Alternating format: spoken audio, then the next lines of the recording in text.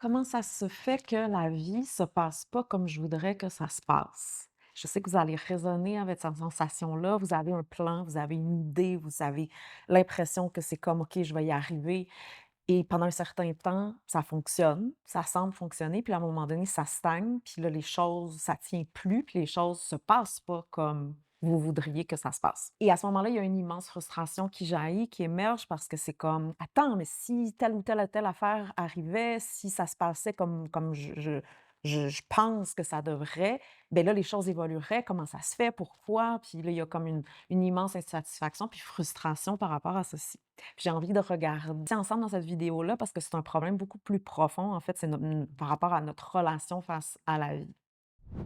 Parce qu'on vit avec cette idée-là, c'est-à-dire je sais mieux que la vie elle-même même. Donc si mon conjoint, par exemple, était différent, puis était comme je pense qu'il devrait être, ça fonctionnerait. Si j'avais cette opportunité-là qui m'est due, qui devrait me revenir, ben là, si les choses se plaçaient comme je veux que ça se passe, ben à ce moment-là, ça irait. Mais à ce moment-là, c'est toujours la faute de l'extérieur et je vais être honnête avec vous, notre vision de la vie, là, puis le plan qu'on a dans notre tête est tellement limité face à la réalité, puis tellement, en fait, déconnecté de la réalité, puis de comment la vie fonctionne. On nous a vendu une vie de surface, puis une vie qu'on croit, là, puis nos id les objectifs ou les rêves qu'on a, beh, sont formatés puis conditionnés par ce rêve-là, puis on a l'impression que ça devrait être facile, que ça nous est dû, mais la vie, elle fonctionne pas comme ça. Ça prend pas du tout en considération avec les règles, les lois de la vie, puis aussi notre bagage, notre setup, qu'est-ce qu'on a à apprendre véritablement. Puis la vie, elle a sa propre intelligence, elle a son propre rythme et elle a son propre plan, qui est pas votre plan. Et ma job en tant qu'humain, c'est apprendre à concorder avec le plan de la vie. Mais souvent, nos idées sont en fait dans le de qu'est-ce qui veut véritablement se passer. Puis quand quelque chose de réel nous arrive, on choke, on panique, parce que c'est vrai. Parce qu'on est justement attaché à des idées, puis dans l'idée, ben on y est déjà, ça devrait être simple. On n'a pas il y a pas de réel travail qui est nécessaire. Ça veut dire, dans l'idée, les choses se passent, beh, comme dans un film, là. C'est nous qui sommes les réalisateurs, réalisatrices de notre film, puis on peut décider comment ça se passe. Tandis que dans la réalité, mais c'est immensément confrontant parce qu'il y a beaucoup de travail pour se rendre, pour même faire un pas.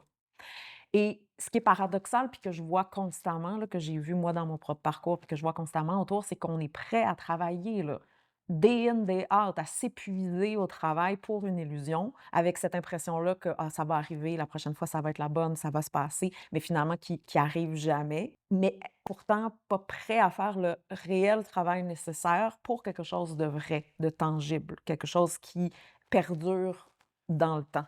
Parce que ça demande immensément de travail pour même faire un réel pas dans notre vie. Ça veut dire que j'ai besoin d'adresser tout ce qui est dans le chemin, donc entre autres les idées que j'ai qui sont dans le chemin pour pouvoir même être capable de bâtir une fondation qui est réelle, qui est stable. Puis ça, pourquoi les choses durent pas dans le temps, c'est parce qu'elles sont construites sans fondation.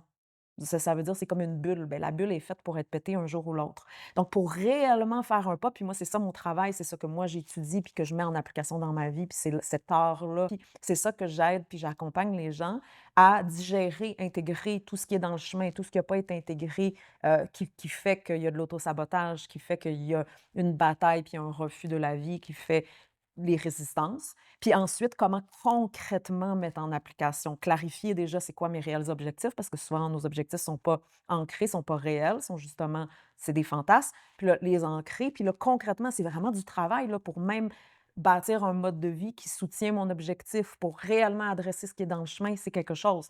Mais quand c'est réel, ça tient. Puis là, c'est une marche à la fois, c'est comme un escalier, là. J'arrive à pouvoir puis là, je le vois avec les gens que j'accompagne, c'est littéral, leur vie se transforme. Leur façon de penser se transforme, l'état d'esprit, puis là, ils comprennent les états d'esprit qui guident leur vie jusqu'à présent et puis là, petit à petit, toutes les facettes de leur vie se transforment puis s'alignent. C'est concret, là. Mais généralement, on reste dans le rêve parce que, comme je le mentionnais, dans le rêve, ben, c'est on n'est pas challengé.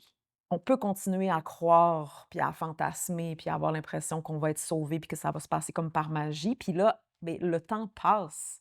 Puis à un moment donné, beh, c'est important de se retourner puis de regarder, ben attends un petit peu, je me retrouve avec quoi? C'est quoi que j'ai réellement cultivé dans ma vie? Qu'est-ce qui, de tout cet effort-là, puis de toutes ces c'est ce à quel point je me suis accrochée à des choses ou que j'ai travaillé dans le vide et puis, qu'est-ce qui concrètement est là? Et beaucoup de gens, à ce moment-là, quand on est, quand c'est pas concret, ça veut dire quand on s'attache à certaines idées, on va naturellement mettre toute notre énergie aux autres. On va se mettre à mettre toute notre énergie à travers nos enfants, à travers notre couple, à travers si on est seul, à travers les réseaux sociaux. Parce que c'est tellement intense de déconstruire ce qui était faux, puis travailler concrètement le réel travail qui est nécessaire pour que ma vie avance. Fait que je vais préférer mettre mon attention toujours sur les autres, sauver les autres parce que c'est beaucoup plus facile. Puis ça, c'est aussi quelque chose que je vois de manière récurrente dans les gens qui viennent à moi, surtout quand on est particulièrement profond sensible, on a tendance à prendre cette posture-là, là, d'être la personne ressource de tout le monde, mais pendant ce temps-là, est-ce que je suis en train de réellement prendre soin de ma vie?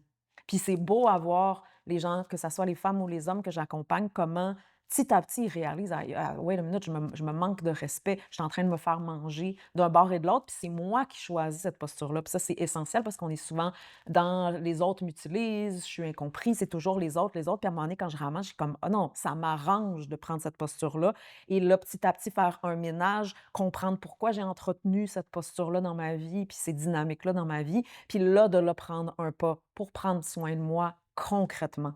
Et c'est un tra comme je puis c'est beau à voir que les gens qui s'engagent dans ce processus-là, comment, pour tout le monde, peu importe le niveau, ça se passe.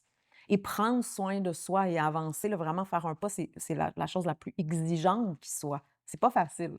Puis en même temps, quand ça se passe, il y a comme ça devient de plus en plus smooth, on devient de plus en plus habile à naviguer, puis à travailler avec notre horaire, puis notre setup, puis le comprendre, puis, tu sais, la matière, là, de ma vie, mais ça demande un engagement constant, day in, day out. Puis personnellement, moi, sur mon chemin, là, les idées que j'avais de la vie ont été un immense blocage, m'ont bloqué sur mon chemin, là, que ça soit les idées que j'avais des relations, de comment les relations devraient être, sur ce que moi qui j'étais, sur ce que je pouvais accomplir, sur comment ça devait se passer. Puis j'étais certaine de savoir mieux que la vie elle-même. Mais je construisais, en fait, je nourrissais une illusion. Puis en dessous, en fait, il y avait une peur. Puis c'est pour ça que, tu sais, cette illusion-là cache, en fait, la peur, puis qui fait qu'on va justement être lâche et ne pas s'engager dans notre vie, puis faire en sorte qu'on passe à côté, en fait. Puis c'est une peur de ne pas avoir le contrôle, c'est une peur de que justement que ce que la vie m'amène, c'est pas bon parce que c'est pas l'idée que j'avais. Puis pourtant, pour quoi que ce soit là, qu'on bâtit dans notre vie de réel, j'ai besoin d'apprendre à lâcher. J'ai pas le contrôle. J'ai besoin de m'en remettre à la vie, à cette intelligence de la vie, puis apprendre à travailler avec celle-ci. J'ai besoin d'apprendre à donner réellement de moi d'abord pour me donner ce dont j'ai besoin, puis ensuite je peux donner aux autres. Pas donner pour être validé, pas donner pour être aimé, pas donner pour fuir, comme c'est souvent le cas, mais apprendre à lâcher. Peu importe c'est quoi l'intention, ce que je veux servir, c'est quoi l'objectif, j'ai besoin d'apprendre à lâcher. Et le prix à payer pour rester accroché à nos idées, là, il est vrai immense parce qu'on se bat littéralement contre la vie, contre soi-même, contre la vie, puis on perd immensément de temps, de l'énergie, on perd notre jeunesse, des années à essayer de faire que ça se passe d'une certaine façon, puis que de forcer, alors que bon, c'est pas comme ça que ça fonctionne, ça ne peut pas fonctionner. J'ai besoin de bâtir, de partir des fondations, puis de là, concrètement m'engager. Puis là, de faire face aux peurs, puis aux résistances, ça fait partie du chemin. Et la vie, elle est tellement précieuse, mais pas de la manière dont on nous l'a vendue. Ça veut dire que tant aussi longtemps que je reste dans le rêve, je peux pas réellement prendre soin de la vie, puis la rencontrer, puis me rencontrer. Puis je peux pas donc à ce moment-là réellement prendre soin de moi parce que justement, je vais toujours être en deuil constant parce que la vie se passe pas comme j'aurais voulu que ça se passe. Et à partir du moment où je commence à descendre dans ma réalité, puis me rencontrer, là, rencontrer les réels, ma réalité, le réel, c'est là que les choses commencent à changer, qu'il y a de moins en moins de résistance, puis que j'apprends à me donner ce dont j'ai véritablement besoin pour avancer. Puis là, de là, j'ai besoin aussi, c'est une forme d'humilité, là, puis parce que quand on veut le contrôle, puis qu'on pense savoir mieux que la vie, c'est parce qu'on se pense au-dessus de la game. La vie, c'est comme un grand jeu, là, le jeu de la vie, puis on est tellement petit. C'est tellement immense, la vie est tellement immense, puis nous, on porte cette vie-là à l'intérieur de soi, mais on est débutants sur le jeu de à tra sur ce jeu-là de la vie. Premièrement, parce qu'on est des imbéciles, parce qu'on nous a pas appris, on n'a pas été éduqués de cette façon-là, nos parents ne nous l'ont pas transmis, fait que d'autant plus tout ce qu'on a construit, c'était souvent à l'opposé de.